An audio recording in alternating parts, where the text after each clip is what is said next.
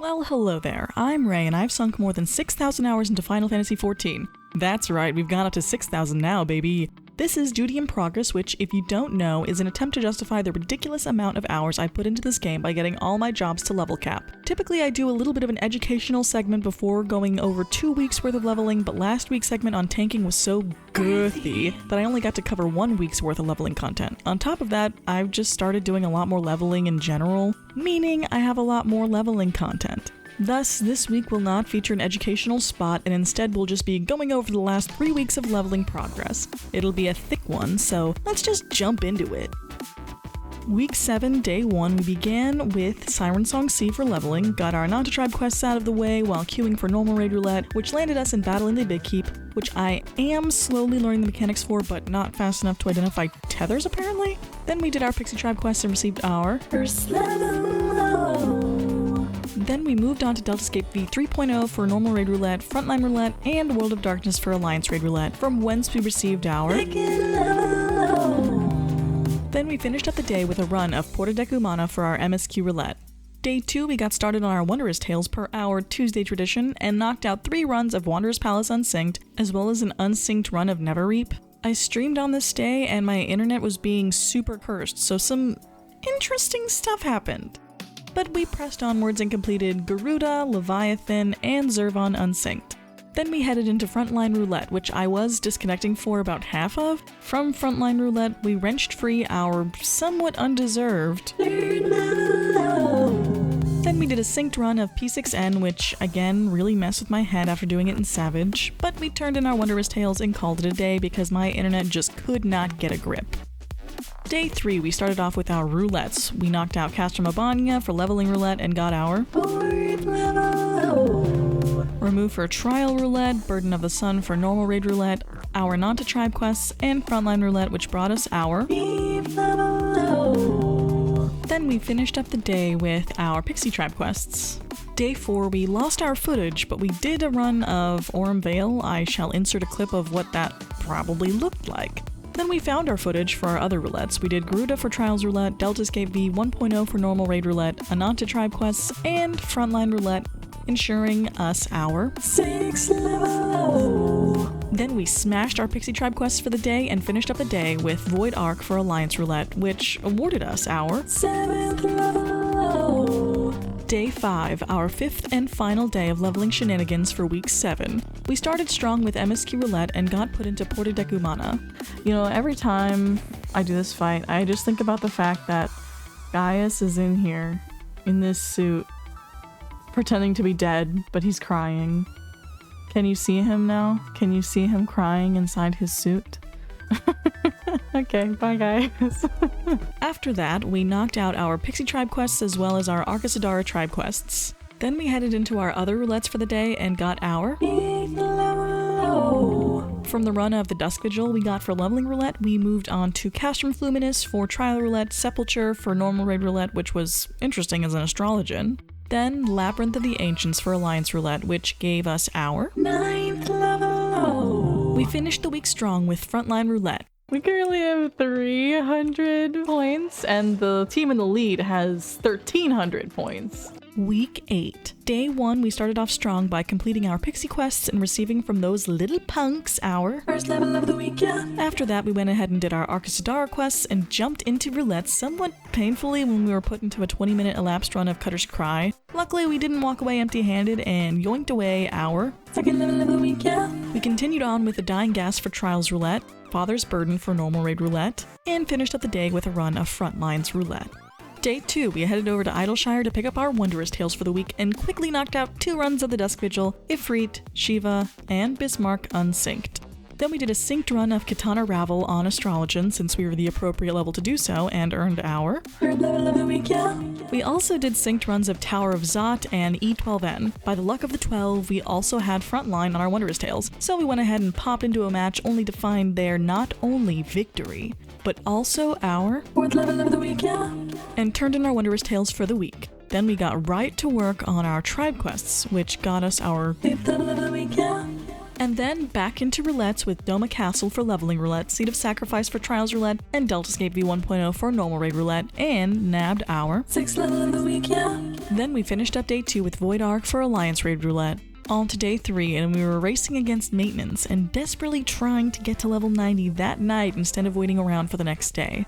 With only an hour to get shit done, we wasted no time jumping into roulettes. We smashed Copperbell Mines for our 7th level of the week, yeah. In leveling roulette, then Garuda for Trials roulette, Breath of the Creator for normal raid roulette, knocked out our Arcasadara tribe quests, and finished the day with Frontline roulette, which got us our 8th level of the week, yeah. In record time. And there it is. We have achieved our 2nd milestone. All healers are capped, that's our 2nd milestone, yeah. All healers are capped. Excellent work, team. We're getting closer and closer to our ultimate goal. Let's roll the tape back and see what our milestones were at the start. All tanks capped? Check. All healers capped? Check. And actually, next I propose we add one more milestone between getting healers capped and getting all jobs to 80, because that's quite a distance from us. When we're setting these goals, we should make sure they're achievable and incentivize us to keep going. So I'd like to add getting all melee DPS jobs to 80 to the list, because I'm not really a melee kind of guy, and I am not looking forward to leveling some of these jobs, so I'll offer myself a nice little treat of an extra milestone for suffering so greatly. With that added to the list, I decided to pick up Ninja next because it was the lowest level melee DPS I had, and also because of the obvious... Let's get into our DPS leveling uniform. And without further ado, we entered into day 4 of week 8, cautiously, because DPS classes are structured a lot differently than healing and tank classes. I had to take most of the day to figure out how Ninja even worked, because Moodry hardly know her. Well, and also, looking at a bunch of new skills is intimidating. Most jobs are broken down into a 1-2 or 1-2-3 combo with other stuff, but each job handles their combos very differently, and Ninja is no exception. I also kind of toyed with the best ways to level one under 50. We started off with leveling roulette, which was the only roulette I could do at level 46. We got the Stone Vigil, which I struggled my way through and got our first ninja level. And after that got our second ninja level. Then I fiddled with tribe quests and leave quests to find good ways to level without just spamming dungeons. It turned out that leave quests are actually much better than tribe quests when you're sub 50.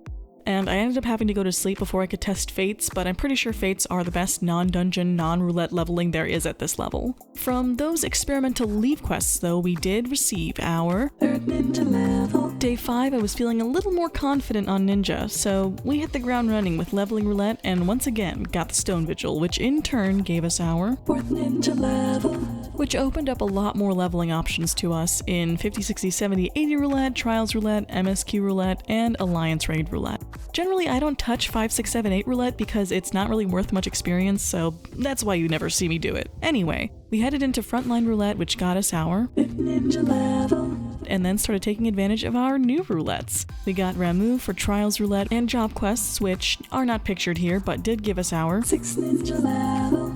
Then we did Alliance raid roulette in Circus Tower, followed by Porta Decumana for MSQ roulette, and left Gaius in the dust as we ripped from him our 7th ninja level. We were so close to leveling again that I knocked out some fades to secure our 8th ninja level, and called it a day there. Day 6, we smashed our way through roulettes. Hawk Manor for leveling, the Chrysalis for Trials, and our 9th ninja level. Then we finished up our Vanu tribe quests, got World of Darkness for Alliance raid roulette, got our 10th ninja level for Frontline roulette, did some Fates while waiting for MSQ roulette to pop, and then got our 11th ninja level, then called it there. Day 7, our final day of week 8, we kept it simple with roulettes and knocked out the Stone Vigil for leveling, Titan for Trials, and World of Darkness for Alliance, where we picked up our 12th ninja level. Then we did Frontline roulette and finished up the week strong with Porta Decumana for MSQ roulette and got our 13th ninja level. Wow. 13 ninja levels in 1 week alone, not even counting the astrology levels we got. In total, in 1 week across both jobs, that's 19 levels. Even with ninja starting at a low level, that's still massive progress, and way more progress than I have ever made in 1 week before. And somehow we're not done yet. We still have week 9. I'm sick of this shit. Let's see what else is on. I know a Weenie Man, he owns a weenie stand, he sells most anything. Ugh, not that. Tylko jedno w głowie mam, koksu 5 gram, odlecieć sam w krainę zapomnienia.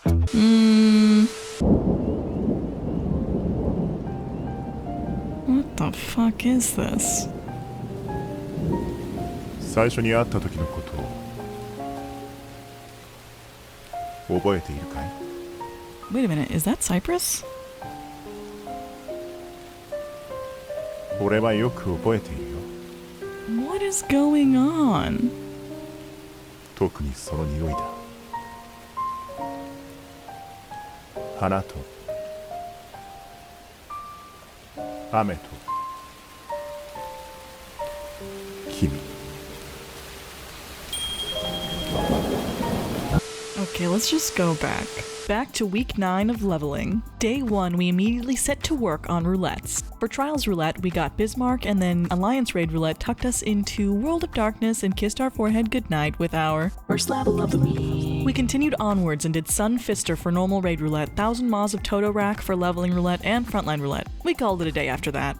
Day 2, we got into some roulettes and did leveling roulette in the form of Aurum Vale, from whence we claimed our rightfully owed second level of the week. Then we did 5, 6, 7, 8 roulette, which I don't normally do, but was with friends and so decided to tag along for the ride in Wanderer's Palace. Then we did Trials Roulette and got Thorn March. Then it was into Alliance Raid Roulette, which meant World of Darkness once again. It was there that we received our third level of the week. Then later that day, on stream, we knocked out our Wanderer's Tales. We did 3 runs of Aurum Vale unsynced, Alamigo, Titan, Ravana, and Sophia also unsynced. Then we queued into Alphascape V 3.0 for a synced run and our last sticker. Chloe was super happy when we turned in our beautiful tales to her, and she rewarded us with our fourth level of the week. Then we finished up the day with Arm of the Father for normal raid roulette and a silly little frontline roulette. Day 3, we knocked out our roulettes and did leveling in Sastasha, where we received our fifth level of the week. Tri roulette with Ifrit and normal raid roulette with Burden of the Father.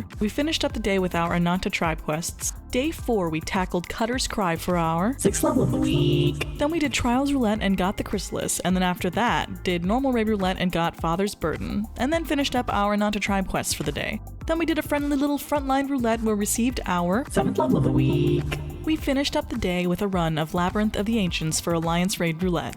Day 5, we once again were forced to do Cutter's Cry for leveling roulette that week. That's 2 runs of Cutter's Cry too many. If you're a Sprout and you're tempted to do Cutter's Cry, my best advice is to run away and never return. But we were compensated for our suffering with our 8th level of the week. Then we did Bismarck for Trials Roulette, Circus Tower for normal raid roulette, Frontline Roulette, which gave us our 9th level of the week, and then finished up with a nap in Castor Meridianum for MSQ Roulette. Day 6, our final day of leveling for this week, we did leveling roulette and got Sunken Temple of Karn for our 10th level of the week, and then turned in our Nanta tribe quests. Then we did Trials Roulette and got Thorn March, normal raid roulette and got Cup of the Sun, Frontline Roulette, Alliance Roulette, and got World of Darkness for our 11th level of the week. And finally, since we were 70, we did our Pixie tribe quests for the first time. I'm gonna be honest, I did so much leveling the past 3 weeks that I'm starting to get burnt out on it. We made a ton of progress, don't get me wrong. Over the course of putting this episode together, I've learned a good many things. I think I'm gonna switch things up a bit. I'll still be updating you on my progress, but I think it'll look different going forward. Before we go, let's take a look at our progress. We started out here as a level 73 Astrologian and level 46 Ninja, and we're ending the episode with a level 90 Astrologian and a level 70 Ninja. It feels like so much progress, and yet it feels like it could be so much more. And look at all the stuff we still have left. Anyway, if you enjoyed today's video, feel free to like and subscribe. If you have any thoughts and opinions, you may leave a comment below, but you do have to be nice to me, or else I know a Weenie Man, he owns a weenie stand. He sells most anything from hot dogs on down. Oh baby, someday I'll change his life. I'll be his weenie wife. Hot dog, I love that Weenie Man. I hope you have a wonderful rest of your day, I hope you have a wonderful rest of your week, and I hope to see you again soon. Bye!